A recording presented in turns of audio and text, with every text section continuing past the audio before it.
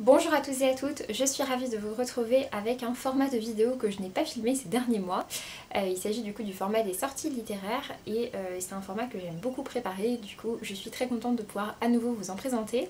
Et du coup forcément comme il y a beaucoup de sorties de livres qui ont été repoussées, et bien j'ai plein de choses à vous montrer pour le mois de juin. Clairement j'ai déjà fait une énorme sélection par rapport à tout ce que j'ai vu passer. Mais voilà, du coup j'ai essayé de vous faire une sélection, j'ai quand même pas mal de titres à vous présenter, beaucoup de grands formats, quelques poches et 2 sorties graphiques que je ne manquerai absolument pas. Voilà. Du coup, pour vous parler de tout ça, tout d'abord j'ai noté 2 sorties en date du 3 juin, 2 romans de fantasy dont vous avez sûrement entendu parler. Le premier des deux, il s'agit de la sortie de Four Dead Queens par Astrid Schulte, pardon. Il sort aux éditions Casterman, ils ont repris cette couverture-ci qui est une couverture VO. Par contre je viens de voir passer l'avis de Stéphanie de Pixie Bookin qui disait que finalement c'était plus un roman autour d'intrigues, de cours, etc. qu'un vrai roman de fantasy, dans le sens où la fantasy n'était pas tellement exploitée. Et il semblerait que ce soit un one-shot, en tout cas c'est un roman de fantasy, il fait à peu près 600 pages et il sort donc le 3 juin chez Casterman. Ensuite, un autre titre qui me tente énormément, il s'agit de La ville sans vent par Éléonore de Villepoix. Celui-ci sort chez Hachette et il sort également le 3 juin. C'est un titre de fantasy qui me tente énormément, il devait sortir je crois en avril et je l'avais déjà clairement noté dans un coin de ma tête. En plus de ça, j'ai vu que c'est une série qui est prévue en 2 tomes et que le tome 2 devrait également sortir en 2020, donc c'est vraiment une bonne nouvelle et c'est vrai que ça me donne encore plus envie de me lancer. Donc voilà, celui-ci, il y a moyen que je craque rapidement. Après, en date du 3 juin toujours, j'ai noté la sortie du roman Les Vous par Davide Moro-Sinotto aux éditions de l'École des loisirs. Davide Moro-Sinotto, c'est l'auteur italien à qui on doit notamment L'éblouissante lumière des 2 étoiles rouges, qui est un roman que j'ai adoré en fin d'année dernière. Et du coup ici c'est son nouveau roman, contrairement à ses précédents, il n'est pas destiné à un public vraiment young adulte, mais à un public un petit peu plus jeune, dans la tranche plutôt middle grade, donc du coup ça va être du 12-13 ans, quelque chose comme ça.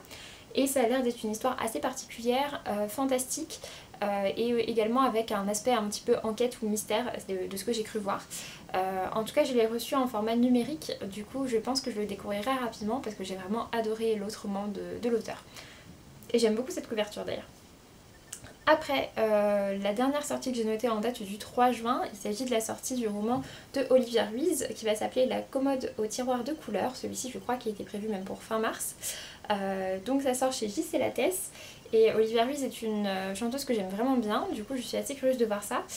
J'ai cru comprendre que ça parlait en partie de son histoire familiale et que l'histoire de sa famille est liée à l'histoire de l'Espagne, si je dis pas de bêtises.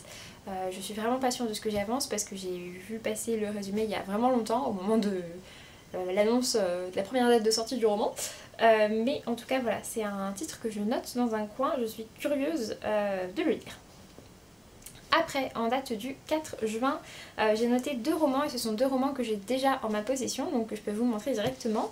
Le premier, il s'agit du roman Le fracas du silence par Fabien Fernandez, qui sort donc le 4 juin chez Scrinéo, que j'ai déjà du coup reçu dans le cadre du partenariat avec Scrinéo. Et du coup celui-ci est un roman qui se passe en Norvège, dans lequel on va suivre une jeune fille qui a un rêve de devenir chanteuse, sauf qu'il va y avoir un accident et suite à cet accident elle va être touchée par de l'aphasie partielle, donc elle va quasiment plus parler. Du coup voilà, je suis curieuse de découvrir ça. Je ne crois pas avoir déjà lu du Fabien Fernandez, mais je crois que c'est un auteur que je confonds beaucoup avec Fabien Clavel et Joanne Elio, je sais pas trop pourquoi, mais voilà, bref. Du coup je ne crois pas l'avoir lu, mais en tout cas ça me tente vraiment. Et l'autre roman que j'ai noté, c'est également en date du 4 juin du coup, et il s'agit du roman La Sphère par Alexiane Delis qui sort chez Michel Lafon. Il vient d'arriver chez moi, je suis trop contente.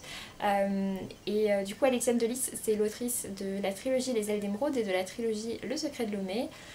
J'aime vraiment beaucoup la personne qu'elle est, je l'ai rencontrée à de nombreuses reprises, je la trouve vraiment super sympa. J'aime beaucoup ce qu'elle écrit en général, du coup voilà, je suis très curieuse de découvrir celui-ci.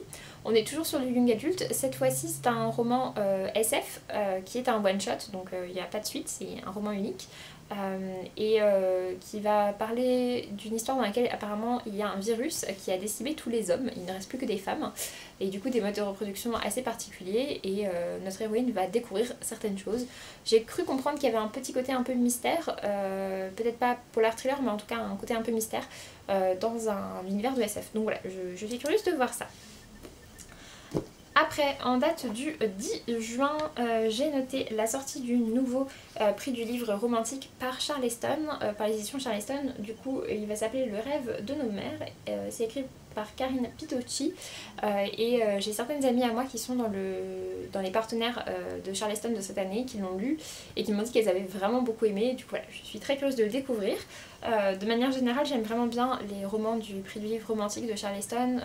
Ce sont toujours des nouvelles plumes, des nouveaux auteurs. Avec des textes vraiment très chouettes et dans les valeurs de Charleston, du coup plutôt pas mal de féminisme, souvent du voyage et puis beaucoup de secrets de famille aussi. Donc voilà, souvent des romans que j'aime beaucoup, je les achète pas forcément en grand format, j'attends souvent le format poche, mais en tout cas c'est une sortie que je note et un nom que je note. Après, en date du 11 juin, je suis désolée, la qualité de celui-ci, la qualité de l'image n'est pas très bonne. En date du 11 juin, on a la sortie de London et Shay par Brittany Seccheri, donc c'est son nouveau roman, ça sort chez Hugo Roman le 9 juin et il sera en 2 tomes, en sachant que le tome 2 est déjà prévu pour le 9 juillet. Du coup voilà, il viendra rapidement après. J'ai pas du tout regardé ce que c'était comme résumé, c'est de la new romance, c'est écrit par Brittany Seccheri, j'aime beaucoup ce qu'elle écrit, j'aime beaucoup les émotions, même si je trouve qu'elle a tendance parfois à rajouter des éléments un peu à l'appel, comme c'est le cas d'ailleurs de la plupart des auteurs en new romance je trouve, mais bon, bref. Mais voilà, par contre j'ai pas encore lu Eleanor and Gray qui est son précédent qui est sorti et je pense que je lirai Eleanor and Gray avant de me procurer celui-ci, mais ça reste une sortie que je note dans un coin de ma tête et que je lirai très probablement dans les prochains mois. Ensuite, en date du 17 juin, à nouveau pas mal de choses. Tout d'abord, la sortie de Tofi et moi par Sarah Crossan aux éditions Rajo, donc un nouveau roman en vers libre par Sarah Crossan. J'avais beaucoup aimé les précédents, je les ai pas tous lus. J'ai pas lu Swimming Pool, mais sinon j'ai lu les autres. J'avais adoré Inséparable et Moon Brothers, je l'ai bien aimé, même si ouais, il m'a pas autant marqué que je l'aurais pensé, mais ça reste un roman que j'ai bien aimé et du coup voilà, je suis curieuse de découvrir ce nouveau, donc il s'appelle Tofi et moi. Du côté du résumé, je ne saurais pas trop vous en dire grand chose, si ce n'est que ça va être l'histoire de 2 femmes qui vont se rencontrer. Il y en a une des deux en fait qui cherche finalement à fuir un peu quelque chose et qui va se retrouver hébergée chez l'autre, et ce sont 2 femmes qui quelque part ont des histoires opposées mais en même temps qui vont se retrouver, etc. de ce que j'ai compris. Donc voilà, j'aime vraiment bien ce que fait Sarah Crossan, je lis la plupart de ses titres, donc je me procurerai probablement celui-ci dans les prochains mois. Ensuite, la sortie du nouveau roman de Virginie Grimaldi, une sortie très attendue tous les ans, et celui-ci va s'appeler Et ne dure que les moments doux, et donc c'est chez Fayard toujours. Je les ai pas tous lus de Virginie Grimaldi, il m'en reste plusieurs à lire, du coup voilà, c'est pas une priorité d'achat parce que j'aimerais bien déjà un petit peu écouler tout le stock de ce que j'ai chez moi, mais en tout cas ça reste une autrice que j'aime vraiment bien, donc pourquoi pas. Peut-être quand il sortira en poche, mais voilà, en tout cas c'est une autrice que j'aime vraiment bien. Après, un autre titre, pour le coup, à nouveau, j'ai pas une super qualité d'image, je suis désolée. Ouais, pour les 2 prochains. Ce sont 2 romans qui sortent à l'école des loisirs. Donc comme pour Les Vous de Davide Morosinoto, je les ai reçus en format PDF. Du coup, je les lirai en numérique et je vous les présenterai probablement. Les 2 me font vraiment bien envie. Un des 2 me fait très envie et l'autre me fait plutôt envie. Le premier, il s'agit du roman qui va s'appeler De l'autre côté du pont. C'est par Pasha Venkataraman, quelque chose comme ça. Bref, c'est un roman indien qui raconte l'histoire d'enfants indiens et c'est un roman vraiment destiné à la jeunesse, enfin du middle grade aussi, donc je crois à partir de 12 ans. Ça a l'air vraiment chouette, ça a l'air d'être un truc assez court et de la littérature indienne jeunesse, c'est vrai que c'est pas forcément quelque chose qu'on voit beaucoup, même s'il y a un titre qui est sorti il y a pas très longtemps qui me tentait bien. Mais enfin bref, ça reste quelque chose qu'on voit pas très souvent, je ne pense pas en avoir lu. J'ai lu des romans, enfin des titres par des auteurs, des autrices en fait indiennes, mais jamais de jeunesse je crois. Donc voilà, du coup c'est vrai que je suis curieuse de voir ça, de voir autre chose en fait dans la jeunesse. Et l'autre que j'ai noté, il s'appelle Balto. Je suis désolée, à nouveau vous verrez rien, la couverture pourtant a été plutôt jolie sur les programmes, etc. Mais bref. Celui-ci se passe dans les années 20, il y a une histoire avec une enquête et des meurtres en série. Il sort également le 17 juin, ils sortent tous les 2 en même temps. Balto me dit bien aussi, mais c'est vrai que de l'autre côté du pont m'intrigue encore plus parce que je suis sûre de voir quelque chose que j'ai jamais vu que j'ai jamais lu de livres jeunesse indiens et très peu même de manière générale d'Asie, donc voilà. Après, et toujours en date du 17 juin, le dernier que j'ai noté, c'est aussi un titre que j'ai déjà, il s'agit de Les Demoiselles par Anne-Gaëlle Huon, qui sort donc chez Albin Michel. Anne-Gaëlle Huon, moi j'avais lu, comment il s'appelait son premier roman? Celui sur les vieux qui... L'amour n'a pas... Non, c'est ça. Le bonheur n'a pas de rides. Du coup voilà, le bonheur n'a pas de rides, j'avais vraiment bien aimé. J'ai pas vu celui qui est sorti l'année dernière qui s'appelle Même les méchants rêvent d'amour. D'ailleurs il sort en même temps, il sort le 17 juin en poche, Même les méchants rêvent d'amour. Mais voilà, celui-ci me tentait vraiment bien, puis j'ai vraiment flashé sur cette couverture. Je sais pas énormément de quoi ça parle. Apparemment c'est une histoire avec un espèce de road trip pour rencontrer les demoiselles, qui sont des femmes mystérieuses et fantasques qui vivent au milieu des livres, des jarretières et des coupes de champagne. Voilà, j'en sais pas beaucoup plus, je dois dire que je suis assez intriguée par ce roman, et puis comme j'avais bien aimé l'écriture de l'autrice, je suis curieuse de la retrouver. Pardon. Ensuite, en date du 18 juin, j'ai 5 sorties, ce sera les dernières en grand format pour le mois de juin. Tout d'abord 2 sorties chez Scrineo que j'ai donc également déjà en ma possession. Je l'ai même reçu il y a un petit moment maintenant. La première, il s'agit de Alana et l'enfant vampire par Cordelia aux éditions donc Scrineo. J'aime énormément la chaîne YouTube de Cordelia et du coup j'étais très heureuse de découvrir qu'elle avait un roman qui sortait il y a encore plus que ça sortait chez Scrineo. C'est ici aussi un roman middle grade, donc plutôt à partir de 12 ans. C'est d'ailleurs l'âge de l'héroïne et en fait voilà, c'est une héroïne qui est atteinte d'une maladie qui fait qu'elle a des douleurs chroniques et qui va se lancer dans une histoire avec un enfant vampire, en sachant que les enfants vampires sont interdits. Et voilà, j'en sais pas beaucoup plus, ça a l'air d'être une espèce d'histoire un peu enquête mystérieuse, fantastique. Ça a l'air vraiment très chouette, je fais confiance à Cordelia, je sais que c'est un titre dans lequel il y a beaucoup de représentations différentes. Donc la maladie par rapport à l'héroïne, mais aussi des représentations de LGBT, enfin voilà, donc ça m'intéresse beaucoup, j'ai hâte de le lire, il est chez moi depuis super longtemps vu qu'il était censé sortir au départ en avril je crois, donc voilà, j'ai hâte de voir ça. Et puis l'autre qui sort également le 18 juin, il s'agit du nouveau roman de Charlotte Bousquet qui s'appelle Des œillets pour Antigone. Celui-ci se passe sur plusieurs époques et notamment pendant la révolution des œillets au Portugal. Également des époques plus récentes. J'ai cru comprendre qu'il y avait aussi, donc c'est ça, il y a 3 époques et 3 femmes, et j'ai cru comprendre qu'il y avait aussi une thématique LGBT avec une des femmes qui est lesbienne. Et voilà. Et par rapport au titre des œillets pour Antigone, oui, il me semble bien que ça a un rapport avec Antigone, mais je sais plus exactement à quel degré. Voilà. Vous en saurez plus prochainement. Et du coup, il sort le 18 juin. Toujours en date du 18 juin, une autre sortie qui me tente énormément. Il s'agit de la sortie de Nos Horizons Infinis par Tahereh Mafi aux éditions Michel Lafon. J'aime vraiment beaucoup ce que dégage Tahereh Mafi sur les réseaux sociaux. Je dois avouer que je n'ai lu aucun de ses titres puisque sa série Insaisissable, non pas Insaisissable, comment ça s'appelle? Je sais plus. Je crois pas que ce soit Insaisissable. Si, peut-être, je sais plus, bref. C'est pas une série qui m'intéresse beaucoup. J'ai peur que ce soit une série comme j'en ai déjà lu beaucoup en fait. Du coup, voilà, c'est une série dans laquelle je me suis jamais lancée et je pense pas que je me lancerai. Elle a sorti un autre roman qui était beaucoup plus jeunesse, qui s'appelait Au pays de l'ailleurs, qui me tentait bien, mais j'avais vu des retours qui n'étaient pas très positifs. Mais pour le coup, Nos Horizons Infinis, c'est vraiment un roman que j'ai très envie de découvrir. C'est un roman qui se passe dans un contexte post-attentat du 11 septembre. Et on suit une héroïne qui porte le voile et qui du coup subit beaucoup de regards et beaucoup de racisme de la part de tout le monde parce qu'elle porte le voile et que du coup on l'assimile aux terroristes qui ont fait tomber les tours, etc. Et Tahereh Mafi du coup est une femme voilée et elle parle beaucoup, enfin elle s'exprime je trouve pas mal sur Instagram par rapport à ça et par rapport... Enfin, son compte Instagram en tout cas dégage quelque chose où on sent que le port du voile est quelque chose d'important pour elle et en même temps elle fait ça avec des tenues hyper stylées, enfin bref, voilà. Du coup c'est vrai que je suis très curieuse de découvrir ce titre-ci. Tout ça pour ça. Ensuite, un autre titre également chez Michel Lafon, il s'agit de la sortie de Et ton cœur qui bat. Je suis désolée, j'ai pas réussi à trouver de couverture mieux. Elle est passée un petit peu sur les réseaux sociaux, donc c'est le nouveau titre de Karen Pont. J'ai lu les derniers romans de Karen Pont et je les ai vraiment beaucoup aimés. Du coup j'ai très envie de découvrir celui-ci, même si je suis pas très fan de cette couverture là pour être honnête. Autant les autres je les aimais bien, autant celle-ci je suis pas super fan. Et il y a également du coup la sortie de son précédent, pas de son roman de Noël, celui d'avant, qui était... D'ici là porte-toi bien, qui sort du coup aussi en poche. Je sais pas s'il est déjà sorti ou il sera au mois de juin, enfin en tout cas voilà, qui devrait arriver prochainement. Et celui-ci pour le coup j'avais beaucoup aimé, c'était celui de l'année dernière et j'avais trouvé super chouette.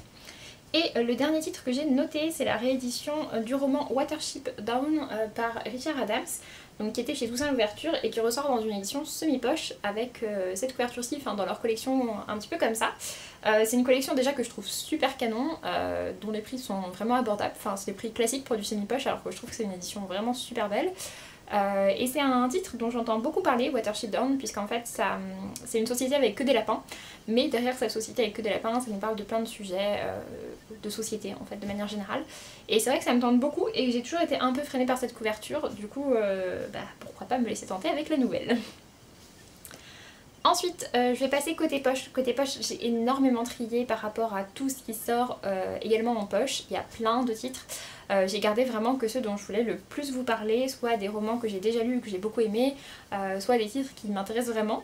Le premier que j'ai noté, c'est la sortie du roman Les Victorieuses par Laetitia Colombani. Il sort chez le Livre de Poche en date du 3 juin. J'ai pas encore lu celui-ci, j'avais vraiment bien aimé la tresse, je l'ai celui-ci en grand format. Et voilà, du coup il sort en poche, c'est une autrice qui a eu un très franc succès avec la tresse, du coup je pense que ça vous intéressera certains d'entre vous. Une autre sortie, c'est la sortie du début de la série Les 7 Sœurs de Lucinda Riley, chez le Livre de Poche également. Pour le coup donc j'ai vu déjà les couvertures pour les tomes 1, 2, peut-être le 3. En fait du coup ils sortent les tomes 1, 2, 3 et 4. Je crois que les deux premiers sortent le 3 juin, le 3 sort le 17 juin et le 4 sort le 1er juillet si je ne dis pas de bêtises. Et on a également la sortie du tome 6 en grand format pour ceux qui les lisent en grand format. Pour le coup c'est une série dans laquelle je ne me suis toujours pas lancée, même si ça fait très longtemps que j'en entends beaucoup de bien. Mais bon, en grand format c'est vrai que ça me freinait un petit peu, et puis les premières éditions poche qui étaient sorties je les trouvais vraiment pas superbes, mais celle-ci pour le coup je trouve qu'elle rentre vraiment bien, donc voilà, pourquoi pas enfin me lancer. En plus je pense que c'est une lecture qui sera super adaptée à l'été, à chaque fois je me dis je lirai ça en été, puis à chaque fois je lis pas, mais peut-être cet été. Ensuite, la sortie de La Prisonnière de temps par Kate Morton. Il sort le 4 juin chez Pocket, celui-ci. Il conserve a priori cette couverture-ci, que je trouve super canon, donc c'est très chouette. C'était un titre que j'ai beaucoup hésité à m'acheter en grand format, j'ai hésité à me l'acheter vraiment plein de fois, en neuf, en occasion, enfin bref, j'ai vraiment beaucoup hésité à le prendre, et du coup c'est enfin l'occasion. Et du coup il y a une histoire effectivement avec des temporalités, etc. Ça a l'air d'être un roman quand même assez complet, je crois que c'était quand même une grosse brique déjà en grand format. Mais voilà, c'est un titre qui me le disait en tout cas vraiment bien. Ensuite, en date du 10 juin, nous avons le début de la sortie de Characaille, donc la série de Bradley P. Beaulieu qui sort, du coup, qui commence à sortir en poche chez Brajlon dans leur format poche. Ils conservent les couvertures, ils changent par contre la typographie. Et du coup, moi j'ai lu que le tome 1 pour l'instant, j'ai pas encore lu les tomes 2 et 3. Pour l'instant pas de date pour le tome 4, mais par contre du coup les 3 premiers tomes sortent en poche. Il y en a un qui sort du coup en juin, un qui sort début juillet et un qui sort en août. Donc voilà, donc un par mois, donc les 3 à la suite vont sortir. Et c'est une série de fantasy dans un univers oriental, c'était super chouette pour le premier tome, voilà. Ensuite, en date du 11 juin, nous avons la sortie de Un parfum de rose et d'oubli par Martha Hall Kelly, qui sort donc chez Pocket. J'avais beaucoup aimé ce roman-ci, comme le précédent de l'auteur qui s'appelle Le Lilas ne refleurit qu'après un hiver rigoureux. Le premier, donc le Lilas, était en plus extrêmement poignant et super fort. C'est un peu moins le cas je trouve avec Un parfum de rose et d'oubli, mais c'est un titre que j'ai beaucoup aimé. Ça se passe pendant la Première Guerre mondiale, on suit le destin de 3 femmes. Et ça se passe, du coup il y en a une qui est américaine et 2 qui sont russes, mais qui sont pas du tout issus du même milieu russe. Et ensuite du coup toute leur histoire. C'est une histoire qui est connectée avec celle de l'histoire du Lilas, mais pour autant je pense qu'ils peuvent se lire indépendamment. Ensuite, une sortie en date du 18 juin, nous avons la sortie de Daisy Jones and the Six chez 10-18, donc en format poche. C'est un roman dont j'ai entendu vraiment beaucoup de bien par mes amis qui lisent beaucoup de Charleston. Du coup c'est vrai que je suis assez curieuse de le lire, mais comme j'avais trouvé en boîte aux livres des épreuves non corrigées de son autre roman, celui qui est sorti chez Milady, qui est Les 7 maris d'Evelyn Hugo, je commencerai par Les 7 maris d'Evelyn Hugo, et si j'accroche bien, eh bien je me procurerai effectivement Des idiots de scène de Six, et du coup pourquoi pas en format poche. Et le dernier titre que j'ai noté, c'est un autre roman que j'ai déjà lu et que j'ai beaucoup aimé. En plus, autant j'adore la couverture grand format, autant je trouve aussi que celle-ci est super réussie. Elles sont très différentes, mais tout aussi réussies et correspondent toutes les deux, je trouve, très bien au roman. Il s'agit de la sortie chez Pocket du roman Le garçon et la ville qui ne souriait plus par David Brie. Il sort du coup également le 18 juin. C'est un titre dont je vous avais parlé, je l'avais lu au mois de mai l'année dernière, donc il y a pile un an. Et oui, puisque je l'avais acheté aux Imaginales et je l'avais lu dans le... Je l'avais commencé directement dans le train du retour des Imaginales. C'est un titre que j'avais vraiment beaucoup aimé. C'est un roman plutôt fantastique qui se passe du coup à Paris et dans lequel on a une communauté de personnes un peu différentes. Et nous, on va suivre un jeune garçon qui décide finalement de se rapprocher d'eux. À ce moment-là, à Paris, en fait... c'est fantastique, hein, mais à ce moment-là, à Paris, on nous explique en fait qu'il y a des lois et que la loi c'est la norme, faut être comme les autres, quoi. Et lui, il sent bien qu'il n'est pas comme les autres, et en même temps, il n'est pas suffisamment différent pour être évidemment comme les autres. Il décide en fait, lui, il sent qu'il est différent, et du coup, pour certaines raisons, et il décide en fait de prendre le parti de cette différence, même si c'est compliqué, et il découvre tout un monde. C'est un monde qui est très lié avec... tout ce qui existe sur les communautés qui existaient à cette époque-là, qui étaient des communautés assez... je retrouve pas le mot, pas forcément que gitanes, mais voilà, nomades, des communautés autour de l'art du spectacle, etc. Beaucoup de fous, de cours, etc. Enfin, toutes ces choses-là. C'était super chouette, et c'était vraiment bien, et je trouve que cette couverture est très canon. Voilà. Ensuite, côté graphique, du coup pour terminer, deux sorties que je ne veux absolument pas rater. Tout d'abord, la sortie du tome 6 de l'Atelier des Sorciers par Kamome Shirahama aux éditions Pika. L'Atelier des Sorciers est une série dont je trouve les dessins absolument somptueux. J'aime vraiment bien l'histoire, même si je trouve qu'elle se traîne un petit peu parfois. Mais les dessins sont vraiment à tomber par terre. Donc voilà, du coup il sort le 10 juin. Et nous avons une autre sortie qui est cette fois-ci un premier tome avec Our Colorful Days par Gengoro Tagame aux éditions Akata. Gengoro Tagame est notamment l'auteur de la série Le mari de mon frère, qui a eu un franc succès et que j'ai pour ma part adoré. Du coup, je suis très curieuse de découvrir cette nouvelle série par cet auteur qui aborde toujours des thématiques LGBT, comme le laisse entendre le titre, Le mari de mon frère, et c'est également le cas avec Our Colorful Days, que j'ai du coup aussi hâte de découvrir. Celui-ci sort le 25 juin. Sur ce, j'ai donc fini avec cette vidéo. Je m'excuse, elle sera sûrement super longue. J'espère que vous avez noté plein de choses qui vous intéressent. En tout cas, moi c'est le cas, clairement. Et puis n'hésitez pas à me dire si certains de ces titres vous tentent, si vous avez déjà lu certains de ces auteurs.